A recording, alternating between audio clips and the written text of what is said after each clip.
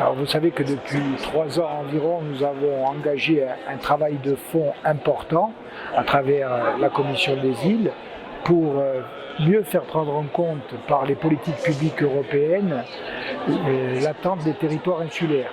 Donc nous demandons notamment la reconnaissance d'une clause d'insularité qui aurait vocation à être incluse dans chaque politique publique de l'Union européenne.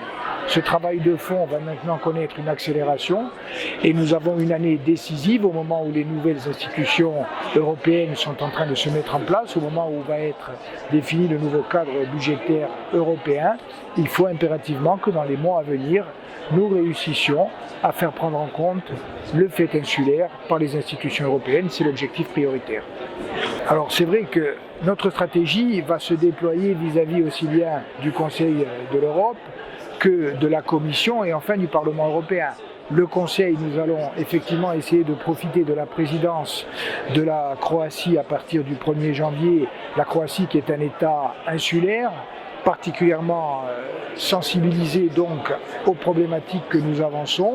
Nous avons eu déjà des contacts et je suis allé moi-même en tant que président de la Commission des îles le 11 juillet dernier auprès du ministre du Développement Régional, de la ministre du Développement Régional croate pour plaider cette cause. Donc nous espérons que la Croatie sera un président du Conseil engagé sur la question de la reconnaissance du fait insulaire. Deuxième axe de mobilisation, bien sûr nous devons également nous mobiliser nous-mêmes, c'est-à-dire que les territoires insulaires, les présidents de régions autonomes doivent travailler ensemble pour porter la voix des îles, de toutes les îles de l'Union européenne, près de 20 millions de citoyens, auprès des institutions européennes. Et dans cette entreprise, nous devons également pouvoir compter sur le soutien fort de nos gouvernements respectifs. Donc nous allons écrire ensemble à nos États membres pour qu'ils appuient et soutiennent nos démarches. Troisième et dernier niveau, essentiel, le Parlement européen.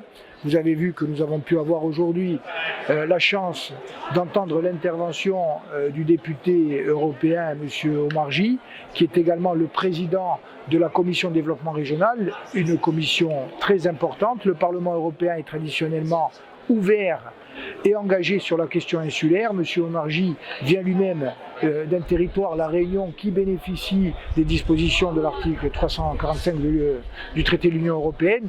Nous devons travailler régions périphériques et régions ultra-périphériques insulaires ensemble et faire que l'article 174 du traité qui lui est consacré aux régions insulaires soit véritablement décliné dans les politiques publiques de l'Union européenne. Je pense que nous pourrons compter sur le soutien du Parlement européen dans cette entreprise.